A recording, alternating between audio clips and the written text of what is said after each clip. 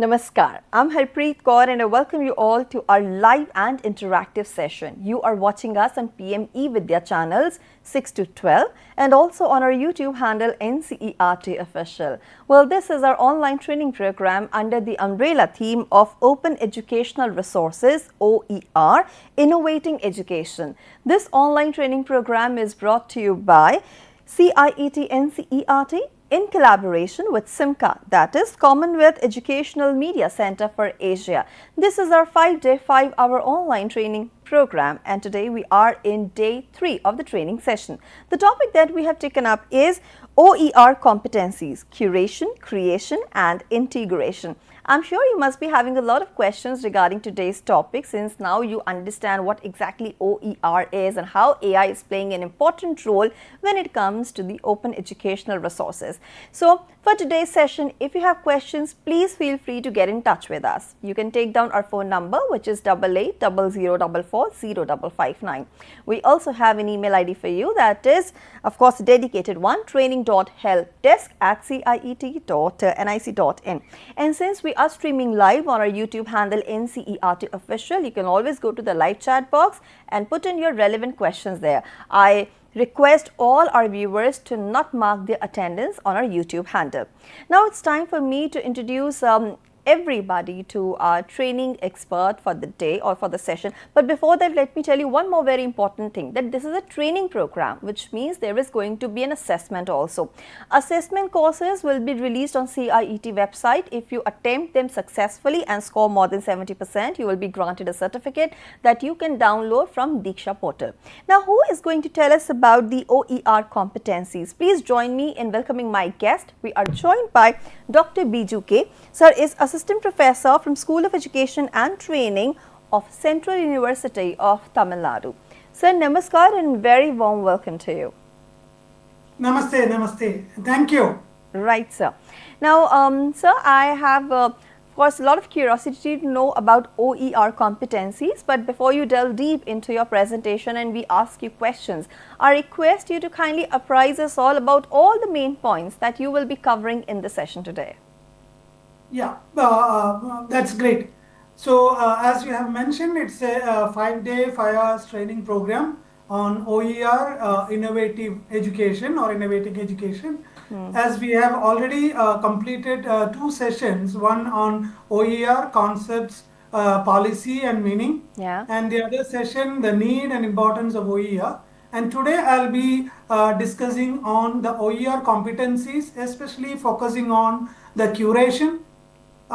Because we know that there are a lot of open education resources available across the globe in different platforms. So how do we curate that? And what do you mean by curating? Okay. And moving from that, how do we create our own? Okay. And once we have the curated as well as created content, basically as teachers, we are looking for how do I integrate into the teaching learning. Yeah. So I'll be considering some points about how to curate and some of the areas or platforms to create OER and also some ideas on integrating. And the entire session would be focusing on the OER competencies which actually support the 3. Right, sir, because we have a large pool of open educational resources and when we integrate them into regular learning and teaching, we actually make sure that all the concepts, all the education is accessible to all and we are reaching the last mile learner. So this is something very innovative and very desirable, especially when we talk about inclusivity, equity and equality in education. And now, sir, I request you to kindly go ahead with your presentation and whatever questions we will be receiving from our viewers, we will take them up at the end. Thank you. Right. So, welcome viewers and namaskar to all. This is the 3rd session on OER, Open Educational Resources, Innovating Education, and we will be discussing on the OER competencies, those skill, the attitude and the knowledge that helps each one of us to curate, make use of the existing open educational resources in terms of variety of forms of content, as well as how can we create based on our target audience, based on the learning outcomes, based on the context. How do we create? And once we create as well as curate the existing, how do we integrate into the teaching learning? So this would be our focus.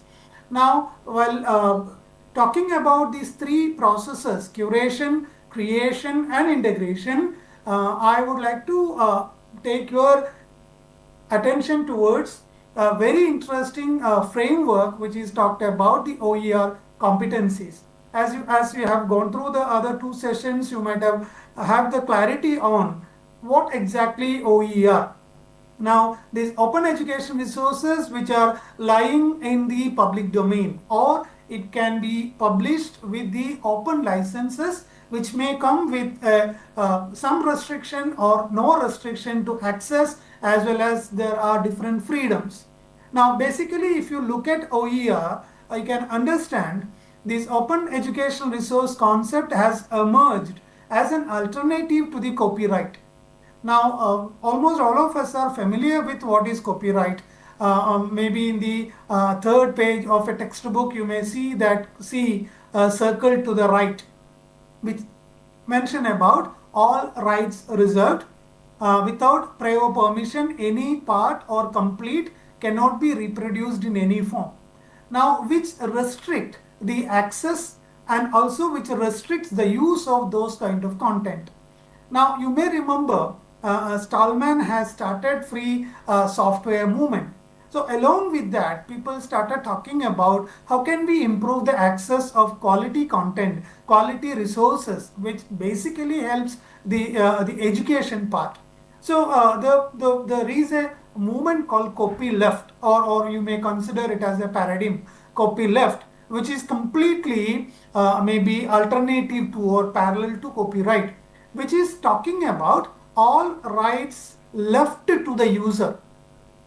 You may remember Wikipedia in the beginning, all of us were able to copy the content and we were able to edit the content in Wiki.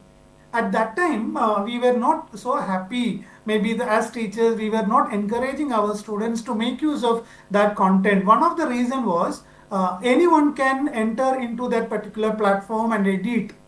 So when anonymously some people edited, the authenticity of the content was an issue. The authenticity issue was basically there because in the beginning, Wikipedia was following a license called General Public License, which is in other words called the public domain. So in the public domain, we know that anyone can access it. Like the social media platform what we are using, which are all almost in public domain. Anyone can use those content, maybe your image, your podcast, if it is there in public domain. But in order to improve the authenticity, in order to improve the reliability of the content, there emerged the concept of open licensing. Now, most of you may be familiar or might have heard about the open licensing, which is very popular in terms of Creative Commons. So the OER basically comes with the open licenses, which may have certain restriction or may not have any restriction. So this is how the concept of OER has emerged. Now the question is, how do we participate in it? Since it is a movement which allow people to access quality resources, quality content without any restriction or with some restrictions which the open licenses are talking about. You may be familiar with the Creative Commons licenses. There are 6 types of Creative Commons licenses which has got no restriction as well as certain restriction to reuse, redistribute, revise, review, right? Means there are 5 different freedoms what the OER gives us. Since it has been already discussed, I am not going into that detail, but now the question you may have, though we have these open education resources as well as having the open licenses, how do I participate in that? The participation in terms of accessing the existing resources which are openly licensed, that is one way of participating. Second one is contributing with quality, original, innovative content. So these are the two different ways which we can participate, and our session would be focusing on equipping each one of you, maybe having your own participation.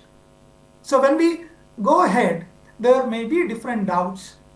Where will I publish it? How will I prepare it? Each one of us are creating content. Every second or every now and then, each one of us are creating content, which may be an emoji that you are sharing in a social media platform, which may be a mail that you are sending. So there is a concept of user generated content we call UGC.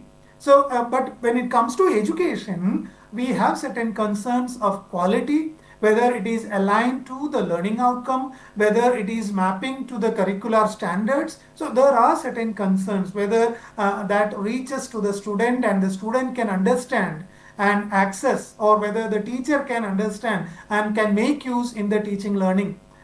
I would say we need to have a determination in order to make use of these kind of quality resources which are available. But whenever you are determined to make use of it, keep it in mind there can be always a doubt.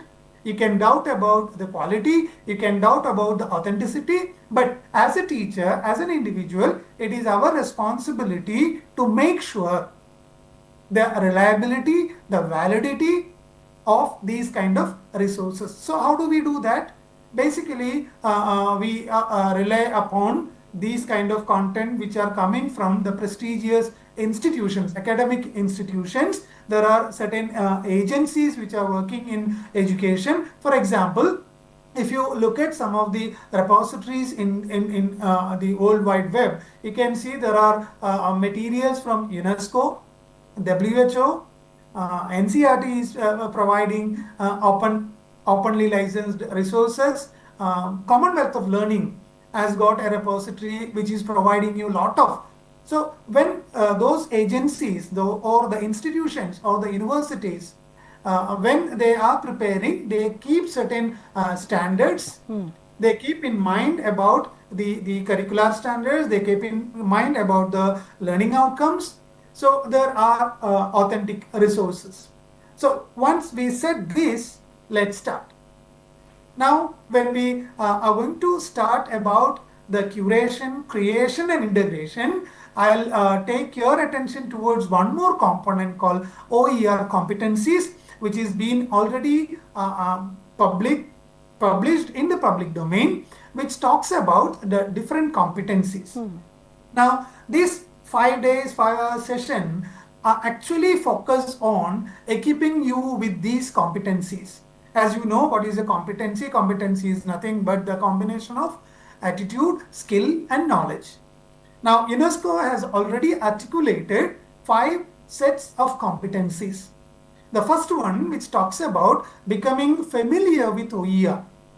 So how can we familiar with OER? Once we are familiar with OER, UNESCO suggests that in order to become familiar, we should know where are these OERs available. How can I get it? So obviously the other competency is talking about searching for OER. So you are familiar with OER, maybe through your friends, maybe through your social media handles, maybe through YouTube. You may come across certain links. Now you search for OER, developing the awareness on that. Once you start searching for that as a teacher or as a student, we can start making use of this OER. So using OER is another competency. Now, once we start using, as we are doing right now, earlier we were watching YouTube videos, and slowly once we are equipped with maybe the best mobile phone, for example, each one of us are creating videos or reels or shorts, right? We are recording our own voices. So we are creating the content in different formats. We are creating the content. Now, let us focus on how do I create an OER? How can I create an OER? Or I have certain content which is already created. So how do I convert that into an OER is another another competency, creating OER. And once you create this OER, that should not lie with us, right? Then there is no use. Each one of us are preparing lots of content and keeping with us. Sometimes some of us may share it in some of the platforms. But if you are not mentioning the actual license of the content or the material that you are sharing or publishing, then there would be a challenge. Because any of the copyright law says that if there is a content, if there is a material, or if there is an article, if there is a video which is not mentioning specifically any license, by default that material will be under the copyright of the author. So please keep that in mind when you want to share your own material. Better we have to make sure what kind of license I would like to keep it in that material. So sharing is again another competency. So these are the 5 set of competencies what UNESCO is talking about regarding OER. Now, if you look at the details of these competencies, for example, they have mentioned D1, D2, D3, D4, D5. There are 5 sets of competencies, and the first competency set talks about distinguish an OER from another resource. Right. So the last 2 sessions would have given you some idea how do I distinguish a resource, whether it is a copyrighted one, whether it is a proprietary one, or it is an OER. This is one set. The second one lists some factors in the emergence of OER. I hope you will be able to explore yourself some of the repositories or some of the websites, for example, UNESCO, Commonwealth of Learning kind of platforms. If you explore, you could understand how exactly this OER concept emerged, how exactly this OER is taking the popularity, and how can we leverage out of it, right? So we should understand the different factors in the emergence of OER, and I would request that each one of can contribute towards creating OER, sharing OER, and in fact, as per NEP 2020, you may remember NEP 2020 starts with the SDG 4. Right, Sustainable Development Goal 4, where it talks about the quality education for all, access, quality education, equity, inclusivity, right? When all these are there, now the question is, if anyone want to access the quality content, quality resources, most of the time we could see that our content is proprietary. I'll give a simple example. When you give a Google image search, for example, you are giving an image search for OER competencies. We just click on search and you will be provided with a large number of images. And those images would be very, very interesting, very colorful, very attractive, very rich in content. And we may tempt to use it. But before using, we have to think of, is there any copyright? If I use that, will there be any violation in the copyright? Because we know that when we are dealing in the digital platforms, we are leaving the digital footprints.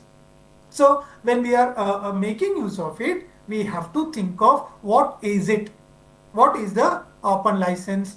How will I consider? So then the third component in the first competency talks about considering a specific role in the OER movement. This is what you may start thinking soon after maybe these 5 days. What can be my role? One of the role as a teacher, I can make use of these resources into my teaching learning. This is one very interesting. Second one, most of the time, you might have heard about a phrase called prosumer. A prosumer is the combination of producer as well as consumer. In the beginning, most of us were making use of the existing content. We were acting as a consumer. We were consuming almost all the possible resources and making use in different phases of teaching learning. Now, slowly we understood that these ready-made content may not be giving you maybe comfort in making use of in your teaching learning. Then we realized that why can't I prepare? So right now, maybe after the pandemic, most of us are comfortable as teachers or even students. We are comfortable in preparing our own content, which may not be comparable with a high-end, sophisticated design, but still we are engaging our learners with whatever way. So one of the role is making use of these OER. Second is creating awareness among the learners. Why? Because I do consider my learners as creators of content in terms of attending their assignment, attending their different assessment tasks. They are also coming up with the content. So when they are creating, when they are preparing for the assignment, when they are preparing for the projects, they also make use of different resources which are existing. So how do we make them aware that where exactly you need to consider the copyright, where exactly you need to consider the openly licensed material. So advocacy is another role. You actually become an advocate or ambassador of OER, whether you are a teacher or a learner. Another one is the creator. You can create the OER. It can be any form, which can be a textual format, which can be an image, a video, simulation, audio. So whatever possible format you are familiar, you are comfortable, you can create and disseminate or share it across. So this is the first set of competency. And the second set of competency is searching for OER. Searching for OER, generally we depend on Google search. Right. Now, instead of Google search, there are certain specific search tool in order to find OER. For example, creativecommons.org is one of the website which gives you all idea about the different Creative Commons licenses, which are the open licenses. Also, they give a search option. Search.creativecommons.org. If you click on that, you can see that they will list down the different platforms, including Google, or you can have some platform specifically to search for video, images, audio. So those kind of are listed under search.creativecommons.org, and you can give your search word, click on the search, and you will be provided with the openly licensed resources or materials. Another interesting search tool is OERcommons.org. OERcommons.org is a repository which is having numerous open educational resources from different agencies or universities or authors. You may remember another term called aggregator. So this OERcommons.org compiles all these different platforms or resources and get to you. So even you can use OERcommons.org in order to search for OER. So another component in searching OER is select the appropriate OER depending on your need, to whom you are going to use, who is your target audience, for what purpose you would like to have it. Is it only to have the classroom teaching learning? Is it to prepare certain material? For example, you as a teacher, you may be a mentor teacher, you may be mentoring your own colleagues in the same school, or you may have an opportunity to mentor the other teachers. So you may prepare certain teacher text or teacher reference material or training material, right? So when you are preparing these kind of material, now most of us are getting the help of large language models, right? AI. And again, there is a question: if you are getting created the content in AI, how do we cite it? How do we give the attribution? Or who is the author of the content? Is it the AI platform, or can I take the copyright? So these kind of discussions and debates are going on. Meanwhile, what actually we can do, select the most appropriate OER, and even there are certain large language model or large language model used platforms are providing certain resources. So select appropriate OER is another competency component. And in using OER, again, we need to distinguish the different types of Creative Commons. As I have mentioned, there are 6 types of Creative Commons which are more popular right now. You might have seen the different symbols, CC, BY. CC stands for Creative Commons, BY stands for the attribution, means even though it is an openly licensed material, when you are using it, generally in a proprietary material, what is the process? If there is a proprietary material or copyright material, and if I want to reuse it, or if I want to revise it, or if I want to remix, maybe as a teacher I may go through different articles. For example, I'm going to prepare a write-up for my students, or a study material I'm going to prepare. So when I'm preparing a study material, I have to do a lot of referencing. So when I refer different articles, what I do, I take those essence and put it together. And this actually is not allowed if you have a proprietary or copyrighted material. And what is the process? Or you as a researcher, you might find out some research tools which may be published by some authors. So how can I use it? Or you may be familiar with another term called adapting. So how can I adapt it? I can use that particular material for my purpose. So in order to do that, I need to contact with the author in terms of the publisher or the author, get the written permission. Whereas if you have a Creative Commons licensed material, you need not do this process. Rather, what this Creative Commons license talk about, you have to attribute, you have to give the credit for the author or the platform, you have to give the attribution. Like this, suppose I have taken this is been taken from UNESCO, I can say that the original content or original source is UNESCO website. So this is what attributing. Then the second part of using OER, respect the terms of Creative Commons licenses. The second type of Creative Commons license is CC BY SA, Creative Commons license share alike. If you go to Wikipedia, the bottom line of Wikipedia website is talking about the entire content is published under Creative Commons share alike license. What is that? Can I take this Wikipedia content and prepare my content and say that this is my copyright because I have added something? It's not possible, because the Creative Commons share alike license assures that when whoever is using this particularly licensed material, we have to follow the same terms. Share alike, the author has given you a permission to revise or remix the existing content with the condition that when I publish it, I also need to follow the same license. Means I have to share alike. This is what respecting the terms of Creative Commons. And the fourth competency is talking about creating OER, where you design, revise, remix and co-create. Designing by your end, revising when you have some OER material available with you, you can revise upon it. Revising in terms, I can say the customizing. Suppose I have a content, maybe for example, one of the very popular OER repository or open courseware repository is MIT. MIT Open Courseware, MIT OCW, you can search.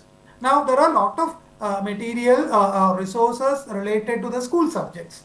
Now when I use, for example, I am using a geography or a commerce content or a physics content. Sometimes what happens, since it is been developed in another country, maybe US or UK, those examples or scenarios or cases, all these would have the specificity to that country, which may not be usable in our context. So what I can do, I can take the core content and I can revise the content by adding the examples from Indian context. So this is what revising. Remixing, existing different content you take and make as a mashup or a collage kind of thing. And co-creation is nothing but collaboratively you create. So this is another competency. And in the fifth one is sharing OER. Now, when you develop an OER, when you create an OER, you try to choose a license for an OER. The simple way of understanding how to select a license, I would request you to explore creativecommons.org. That this particular website gives you all the details. How can I choose a license? How can I give a license? How can I maybe publish some material which I would like to be in OER? How will I do that? Assign a license to the OER, publish an OER, and promote an OER. So these are the competencies. Now onwards, when I am talking the remaining procedures, please keep yourself in mind which would be the competency we are completing or we are acquiring. So the question is, how do we decide? How do we decide whether I have to create an OER or I have to use an existing OER? The first question would be, do I need a resource? Why do I need a resource? I need a resource in order to enhance the engagement so that the learners will have clarity in the learning. They can lead to the mastery of learning.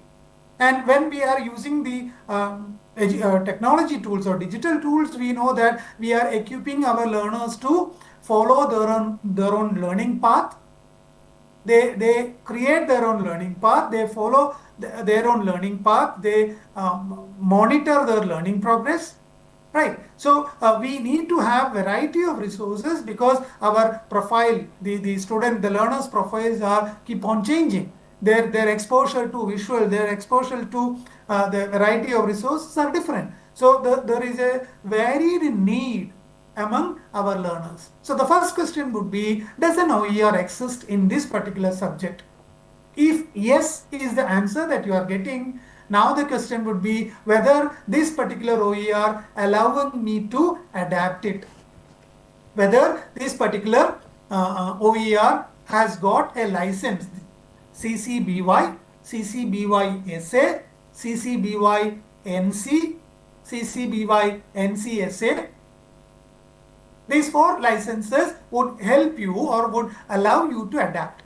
If not, if there is a no derivative ND mentioned in the license, that will not allow you to adapt it, right? So if adaptation is allowed, then you use that particular OER, rework on it, and you can use it.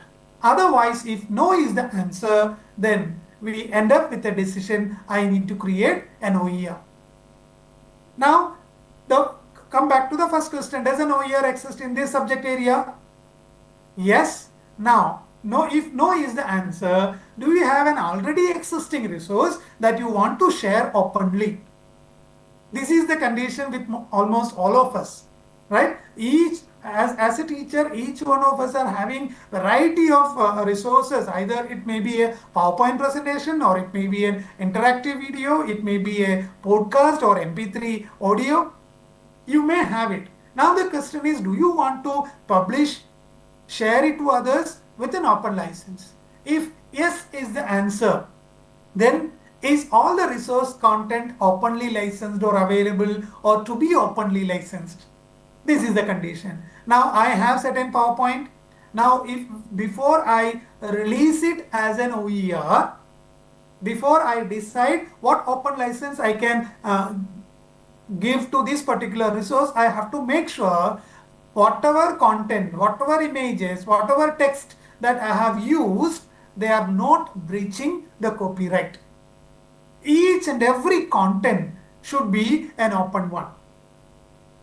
If no is the answer, you don't want to share your existing content, then you can create a new OER. And suppose the resources that you have already, right? That you have already, some content are not openly licensed or they are not available to be openly licensed. If no is the answer, find alternate material with open license. You can revisit your existing resources. Then what you can do, you can change some of those copyrighted material into openly licensed. You can change it with the openly licensed. If all are openly licensed, you are confident that yes, now all my resources are openly licensed, then are all the resources attributed, whether I have given the proper attribution. Attribution in the sense whether I have given proper credits to those resources. If yes is the answer, create your OER. If no is the answer, ensure all content is attributed and assigned the correct license to the new resource. So right now, what you can do, whatever existing resource you have, you can think of converting into an OER. But when you are thinking of converting into an OER, make sure all the content components that you have in that maybe a particular format, they are all either openly licensed or are available to be openly licensed. Now, what is curating? I was talking about how do you convert. Now, what is curating? Curating is nothing but, now you can see this is a document published by Tata Institute of Social Science. They are giving a small guideline about how do we curate. For any curation is nothing but make use of the existing resource. So what is that? The process it talks about, you should have a plan. The existing content, you have to go through that and you need to have a plan. Then you search and select, as I have mentioned, selecting appropriate OER as one of the competency. You search and select, and you can either adopt or adapt, then integrate. So curating is nothing but you go through the different already available open education resources, and how do we make use of finding it, using it for different phases of teaching learning. So this would be the first step, that those who have already not known or aware of OER, this would be the first phase that you can go through: searching OER or locating OER, selecting the OER, and think of how can we make use of it. And also I would give another suggestion. When you are searching, you may find out different resources across different platforms. Now, how can I curate it? You think of whether this particular content is relevant to my context, whether this will create some interest in my students, whether it is affordable, and whether this align with my pedagogical practices, the method of teaching that I am going through. So you can keep that in mind, the relevance, affordance, and pedagogical practices. Now, how to create? Creating, I need not talk about the different technologies of creating, but I would say if you want to create, there are different platforms helps you to create, like for example, Inkscape, LibreOffice, Open Author. If you can explore OERcommons.org, you can create an account, and there is another option called Open Author where you can create your content. Or I would say whichever software you are familiar with, whichever web platform you are familiar with, those are helping you to create content, you can make use of it. Only question is whether that particular platform allows you to take that content as an openly licensed one. This is what you have to, there is one very interesting software, I should not miss it. It is nothing but the exelearning.net. EXE Learning is a content authoring openly licensed source. So you can make use of that. The advantage of that is nothing but whatever content you have, that can be converted into an HTML. And this HTML would help you to maybe upload in any of the web platforms, or this particular software helps you to convert or export your content into IMS or SCORM kind of e-content standards. So there are, my intention is not to go in detail about any particular software, but keep it in mind, what is the process of developing this content. As most of you may be familiar, you need to have a detailed analysis for whom, for what purpose, what is the content. You analyze in detail and go with a design based out of your skill, in which platform you are comfortable, which technology you know. and what is the visual design that can create more interesting and engaging content, and as well as the instructional principles. So you design it, then you develop it. While developing, there are different phases that you can go through. Then after developing maybe a prototype, you go for a tryout and do an evaluation and make it ready to use. And how do you share these kind of resources? Once you create, you can share it through Pressbook. Pressbook is again a platform which allows you to publish your openly licensed material, or WordPress kind of blogging application, or blogging web platforms. Or you can create your own Google Sites or Google Doc. You can create your own website. LibreText is another platform allowing you to, it's again a web platform allowing you to either share or create. OER Commons is another, or you can have any other learning management system, for example, Canvas Instructure, Blackboard, Moodle.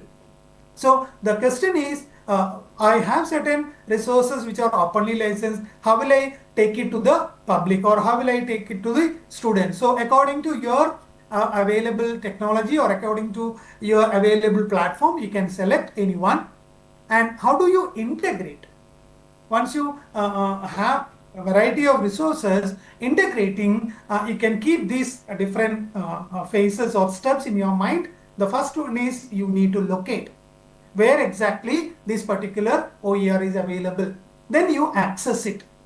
You have to go through that. You should understand. Suppose I am a teacher who is offering a particular OER to my students, or suggesting the students to go through that. I should go through whether this content is appropriate to the age level, whether this content is appropriate, the language or presentation is appropriate to the students, or the examples or scenarios or cases that are being used in either narrating or developing the content. So you need to access to find out whether the accessibility is good, whether there is any technical glitches, or whether the students need any high level of technology knowledge. So accessing, then mapping to your existing curriculum. Can I use it as such, or do I need to make use of some part? For example, DIKSHA or ePathshala, we have our own Indian initiative. So we have a lot of content. Do I need to use as such, or do I need to make use of only some specific content? So you need to map it. Then you think of what is the license it bears. Whether this particular content is having a Creative Commons, the fundamental Creative Commons license, which allows you to do all revision, remixing and all, you can go with that. If it is having a license called CC BY ND NC, no derivative, no commercial, which is very rigid, but since still it is openly licensed, which may not allow you to adapt. So what is that license? If the license is allowing you to adapt, you can rework on the resource, and you can customize it for your students to that specific context. And then you integrate into your teaching learning. It's basically the pedagogic integration. In your planning, you decide where exactly, whether it is used in the entire presentation, or whether it can be used only in the introduction of your teaching learning, or whether it has to be used only for the assessment, whether that can be used for the students' own activities, maybe a peer assessment activity or a group activity. You pedagogically try to integrate the particular content. And there are different steps suggested by different experts. This is 6 steps to OER from Northwestern Michigan College librarians. Step 1, I talk about set aside the time. You find out some time to work on this or to search on it. This is fundamentally, this is most important. As I was mentioning, the attitude towards this openly licensed material, find out some time to browse and find out, and look at your curriculum text. As I was mentioning, mapping to your curriculum text, locate an OER text or an OER resource, browse the open repository, supplement by adding your own and ask for help, because these different OER platforms are giving you the possibility of community. So the community, or through the collaboration, you can actually implement and take to the next step. Now, this is another interesting maybe information I would like to share. If you take the essence of what we were talking about, the curation, creation and integration, this can be considered as an OER life cycle: finding the resource, adapt, use, refine and share. You need not become maybe a carrier, but you as a subject matter expert, each of the student or the teacher, those who are competent enough in the subject, can contribute a lot. So you adapt it to the classroom, you use it in the classroom. So that's for example, if I'm using a Stanford or a UNESCO OER or a Commonwealth of Learning OER in my classroom, I can have the feedback from the students. I can have my own review, revision on that. So bring those revisions, consider those feedback from the student, refine the resource if it is allowing you to refine it, and then share it back. So this would be a OER life cycle where each one of my dear viewers can contribute. So in what would be the advantage of you are contributing? We are actually contributing the nation building. Let's build, strengthen and nurture. When you create these resources in openly licensed platform or openly licensed, you are actually supporting to the quality content. One. Second, you are allowing the different population of the students to access it freely. So accessibility, and even now we may have to think of there are certain concerns like internet or power and all, or the gadgets and all. There are different ways to address those issues, but our intention is you co-create or you create or you rework on the content. We are actually contributing, and the Ministry of Education, NCERT, CIET, Commonwealth of Learning, all these kind of agencies are actually focusing on equipping each one of us in contributing to the openly licensed content, adding to the existing knowledge base, allowing others to access, so that the equity can be achieved. Absolutely. Yeah. Yeah, so thank you so much for this entire presentation of yours, where we learned about curation, creation and integration, of course, of OER competencies. We are not left with much time, but very briefly, I would like to ask you just one simple question. So, what do you think are the potential implications of OER for the future of education and learning? Good.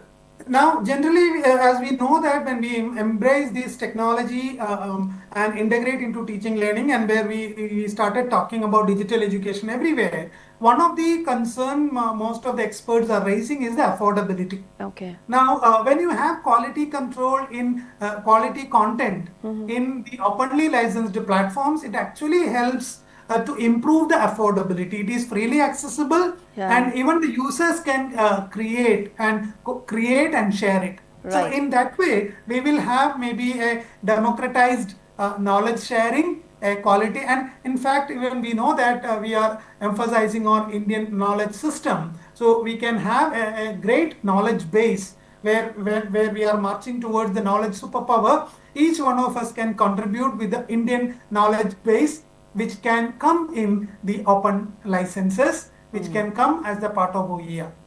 Well, that's lovely, sir. And of course, the session was quite interesting. We had a lot of questions, but because of dearth of time, we can't take it. But I'm sure that our viewers have gained really valuable insights from all the discussions that we have had in the session. Thank you so much, sir, once again for your time and contribution to the session. Thank you.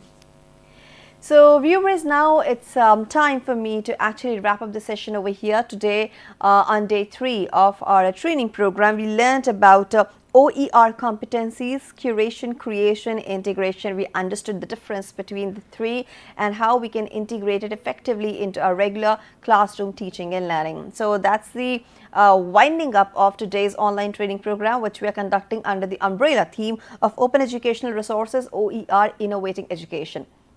Now, before I finally close and exit the studio, let me tell you about the textbooks. Yes, textbooks for grade 4 and 7 are now available on Amazon, Flipkart and NCERT website. You can purchase them from there. And you can also take a look at the schedule, what all programs you have been watching since morning. Well, this is the entire list of programs that you have had watched since morning. In a short while from now, you can watch a session Sayog where we are going to take the topic screen time versus playtime. With this as a wrap, this is me Harpreet Kaur taking leave of you. Take care and stay tuned. Namaskar.